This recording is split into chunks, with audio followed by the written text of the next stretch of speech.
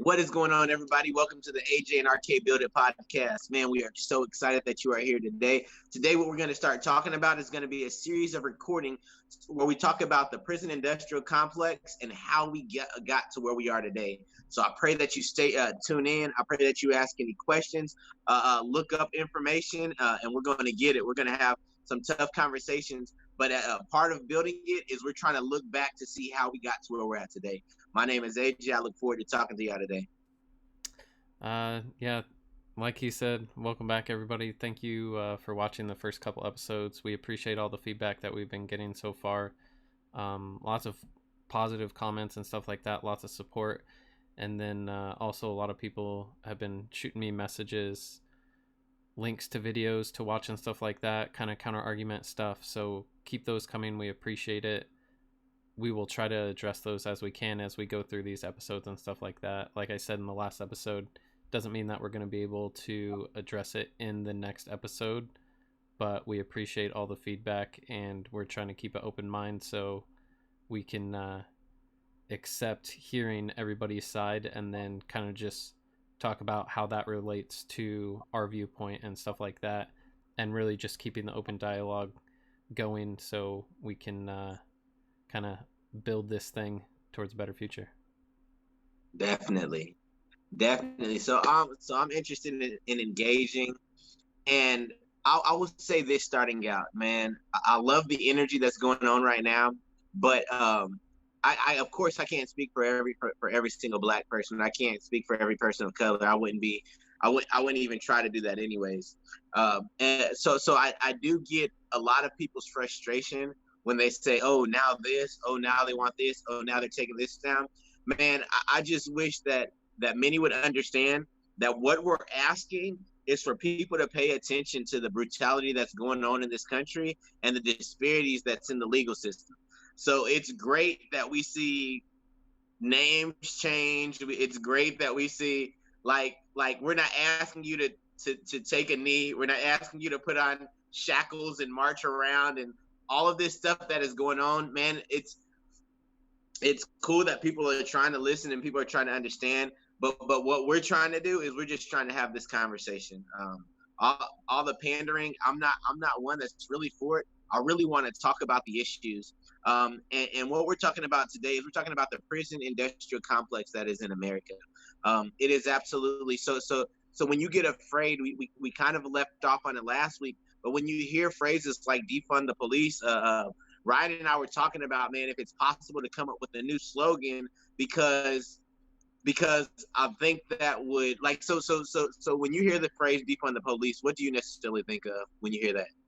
I think take away their money, and to me it seems like take away their money, which would then also decrease their manpower. And Yeah. yeah, that's kind of how I take it. I take it like everybody wants police to be less involved, so they want to give less money to them, and they also want their manpower numbers to diminish. Yeah, and that is a lot of it. But I like a lot of people when they hear this, they're like, "Yo, defund the police means get rid of the police," and then they're just gonna think it's gonna be chaos and disorder everywhere. Yeah. But like I said, if we could come up with a better term than defund, it means reallocating some of those funds. Police are trained; they are trained to respond and respond with force. And the majority we talked about last week, 96% of their calls aren't necessarily calls where they need to respond with force.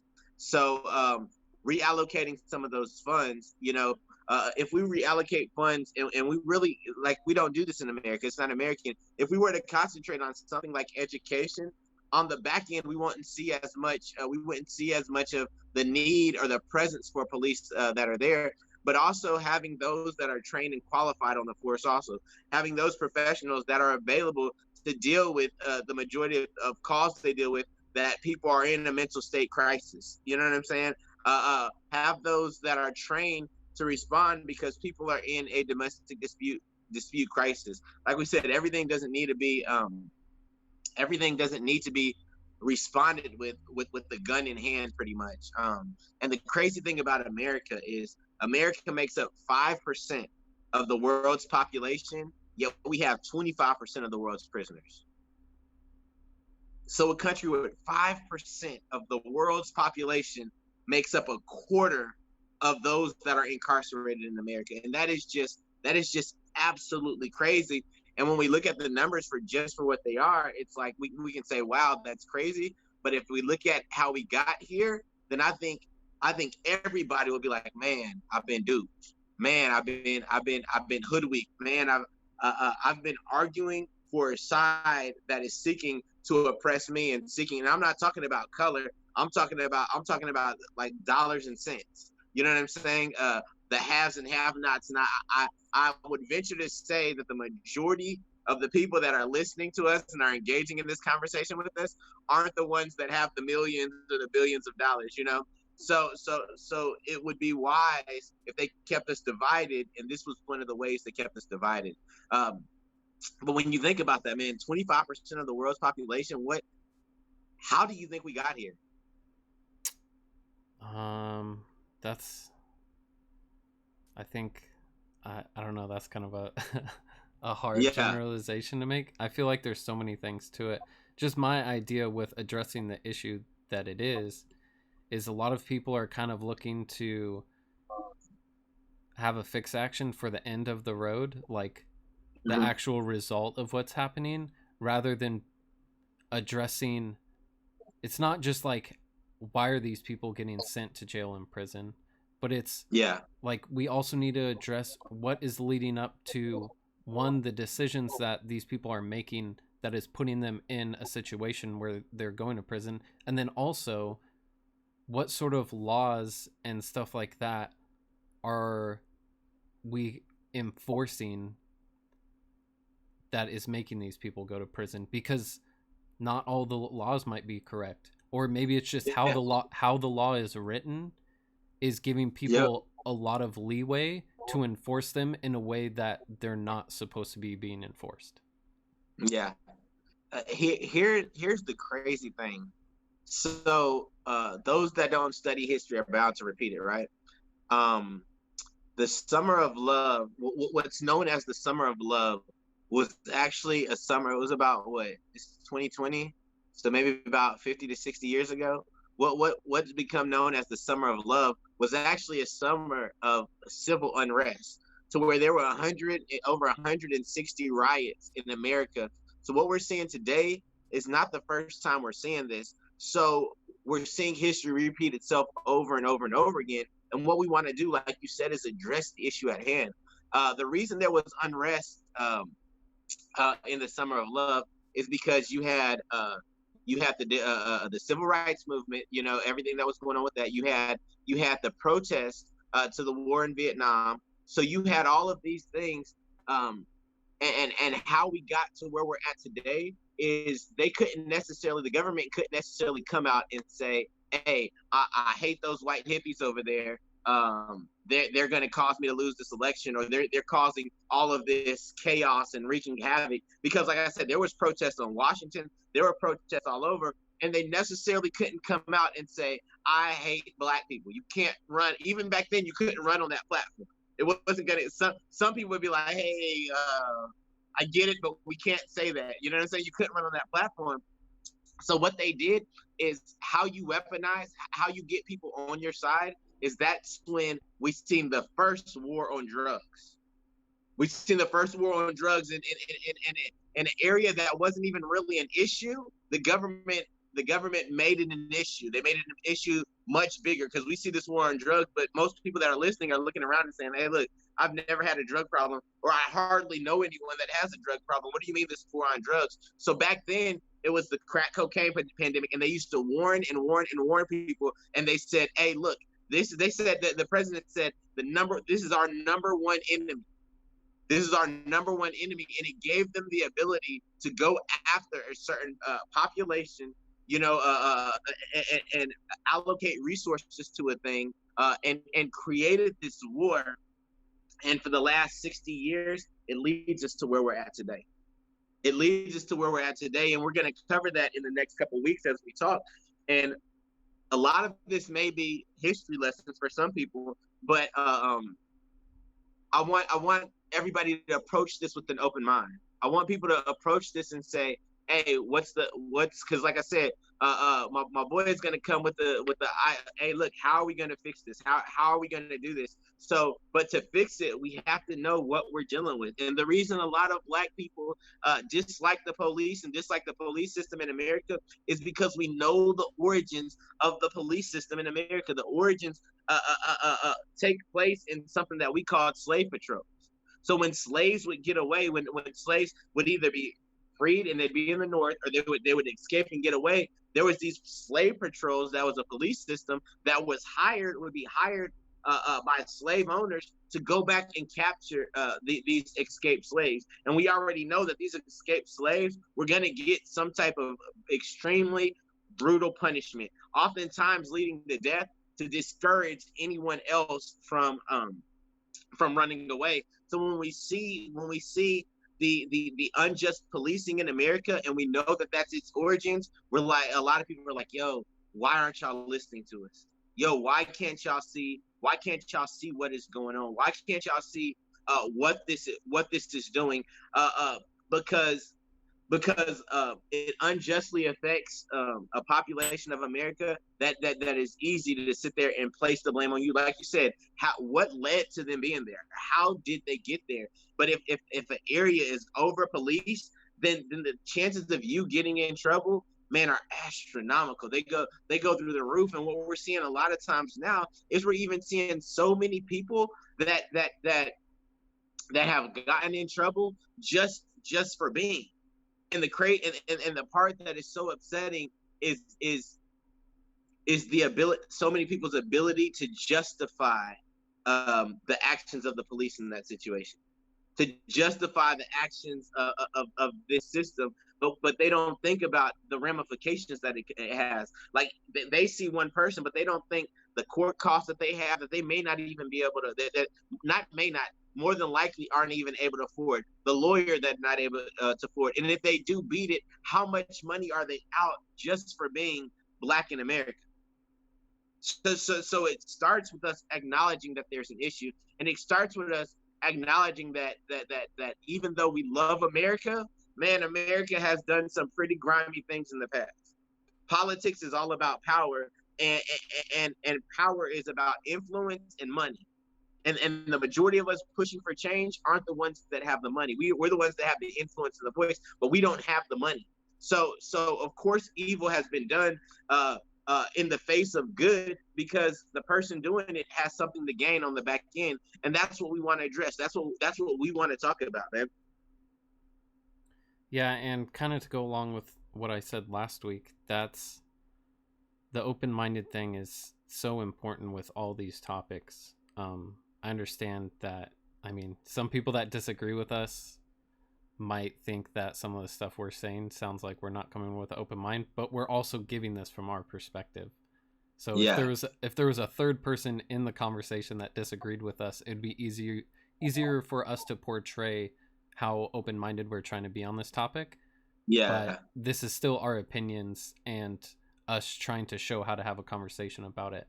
So there's that, and it really just, the open mindedness is so important because as you were kind of explaining being open minded, I was just thinking about the fact like I'm not I'm not trying to like say I'm something special because I'm willing to have this conversation and willing to try yeah, to do things for change. But honestly, I could go about my life and live my life just fine without yeah, worrying about these changes.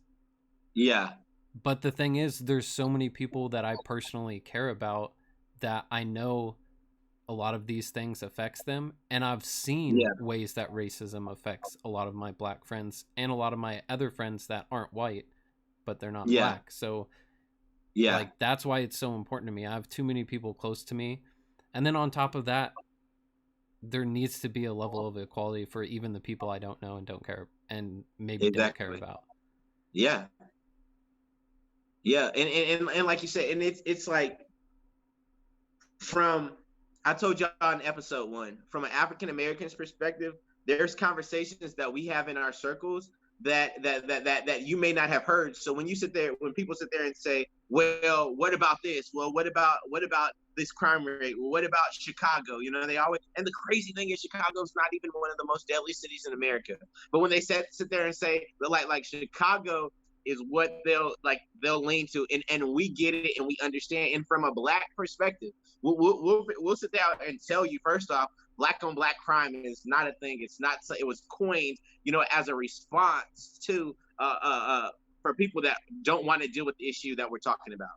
But crime takes place. Crime is a thing of proximity. So people that live close together are going to be engaged in crime one with another. And also with the crime rates too, we don't have true crime rates because I'll share it later as we go through this series. But oftentimes, if a black person is committing the crime and someone loses their life, it's going to be murder. But we'll see so many times where there has been justified killings when the killer hasn't been black. Where it was whether it was self-defense via spouse, whether it was a justified killing by stand your ground, or any or a lot of times these cases won't even be investigated, and it'll just be negligent in standing, or you know what I'm saying, it'll be classified as something else. So when we look at the numbers are very similar, even though we don't even have all the data put in. So crime is a crime. Crime happens in proximity. White people kill white people, black people kill black people, Asian people kill Asian people. It just works out. It works out like that. But in our circles, I promise you, we're having the conversations and we're sitting there saying, hey, look, you are silencing our voice because y'all are out here in the streets killing each other. So yeah, while we're marching for George Floyd, and while we're running for Ahmaud, and while we're demanding justice for Breonna, and we want to bring all of these killers to justice, we know and understand those that are in our community and they're pulling the trigger. We know and understand that they're going to jail. But we're also having that conversation too. We're also talking about to the younger generation, saying, "Hey, what are y'all doing? Put the guns down. We're here. We're fighting for this, and you're just giving more reasons for that. You're giving an invalid argument to what we're trying to do." So all of y'all that are going to come from that aspect, man, I know and I understand. And I'm telling you, we're having those conversations. You just may not be privy to those conversations. And then maybe a couple episodes down the road, we'll have a guest on here and we'll bring you into those type of conversations we have. But the situation that is at hand is the police force in America, the prison industrial complex in America. It should be something that you should be angry about, because so many of your tax dollars are going to building these prisons. And the thing is, it's a 4.8 profit wise, it's a $4.8 billion industry. That is absolutely crazy. So the 13th Amendment, so most people don't know, most people say, hey, yeah, Emancipation Proclamation, slavery was ended in America. No, the 13th Amendment, where slavery was ended in America, says you can't be a slave unless you're a prisoner. So slavery is outlawed in America unless you're a prisoner. So what do? We increase the prison population. Now we can legally have slavery once again. Now we can legally have slavery again. There's 2.3 million prisoners in America right now. And after the Civil War, here's the crazy thing, how we were able to incarcerate so many African Americans, so many black people. They would get arrested for so many things, loitering, vacancy laws, like they don't have they just came from something to where they were required to work for free. So they don't have a job. Now they're required, they're having laws because they don't have a place to stay. They can't pay for anything. Now they are illegal and they're sent to jail, even though the chains were just broken, even though the chains were just released. And when we see racism in America, it's crazy how they sit there and say, black people love chicken and watermelon. And we've heard so many jokes about this, but I think we wouldn't tell the jokes if we knew and understood that freed slaves, watermelon was an easy crop that freed slaves could grow so they could eat it and sell it and have money to live off of. So it was in the community like that. The things that we see the African Americans eat, it was the foods that weren't considered a delicacy back in the day. It was the leftovers, the chitlins, all of this stuff, and we'll joke about it, but we won't look back to the origins of it. So back then, when the chains were broken, they were getting arrested for any and everything. And then we fast forward all the way to today, and we're saying it's different. And you can see someone arrested for jaywalking. You can see someone arrested for suspicious activity, which is usually just being the color of their skin and the place that they're at.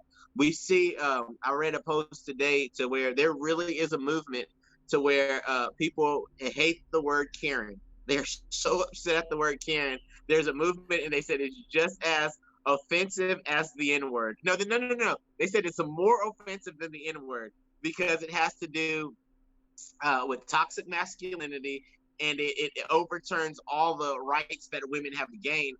But no, where Karen comes from is from people that are using the police as a weapon, and they're making false reports on people of color, and they're having the police respond, oftentimes leading to death.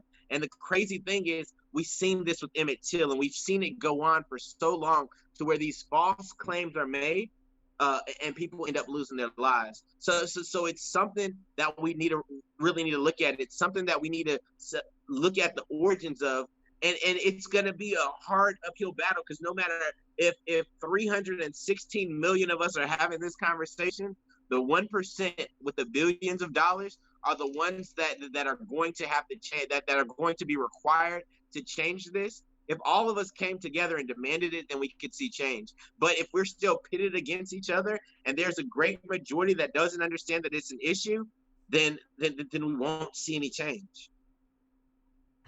Yeah, and another thing that I was thinking about is the idea that people think there's not systemic racism or anything like that. I've personally witnessed so many of my black friends encounter racism on a personal level. Yeah. There's no way it's happening on a personal level and it's not happening on a legal level or industry level or anything like that. Like, there's no way it's only personal attacks. But then when it comes to people being hired, people being targeted by the police, any of these issues, that it all of a sudden doesn't happen. Yeah. Like that's not how it works. If it's happening on a personal level, it's happening at a national level in ways that need to be changed. Yeah. And the crazy part is the personal level is more than likely influenced by the national level. Like, Americans, it's so easy to coerce Americans. It's absolutely scary. It's scary how, like, the toilet paper issue with COVID-19. Yeah. Toilet paper never should have been an issue. If everybody just kept purchasing the amount that they need, rather than feeling like, oh, I need to hoard 4 or 5 months worth of toilet paper. Yeah. It never would have been sold out, but it was because people felt like they needed to hoard it for no reason other than the news making it seem like we were going to run out of toilet paper. Bruh, toilet paper of all things, though, man. That's absolutely crazy. No, I'm gonna fight this COVID with some toilet paper. Like, not seeds, not not things that, hey, let me think down the road. Let me get some flour. No, toilet paper. You know what I'm saying? It was absolutely ridiculous, man. But yeah, we're so easily manipulated. And it just, if we would all just step back and see what is going on. And the thing is, I get it and I understand. Like, just because I don't, not even being political on this platform, not even being political here.